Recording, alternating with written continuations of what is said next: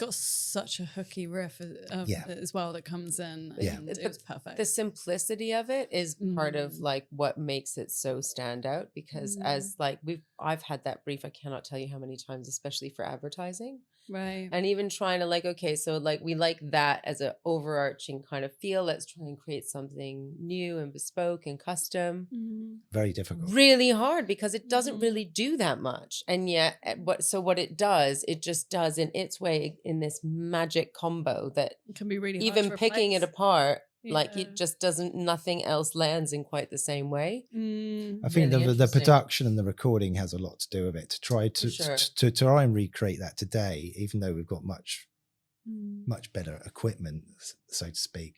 You have to go back to actually the sound of those valves and those desks and those people playing together, and probably how they had towels on the drums or whatever they did to get that create that 100%, sound is really, really tricky thing to do. We through the rack catalog that we have, we've got some remakes of some of the big hits that were recorded in the 70s, and these particular tracks were really, really well done again at rack, so it was in the same rooms, and they went there, really cool. They went into real detail, and it was very geeky, down to sort of trying to find out what gauge strings they had on the guitars, and what amplifiers they were using, and just what synth was that, right, let's get the actual synth that they had, and then even the mics and all that side.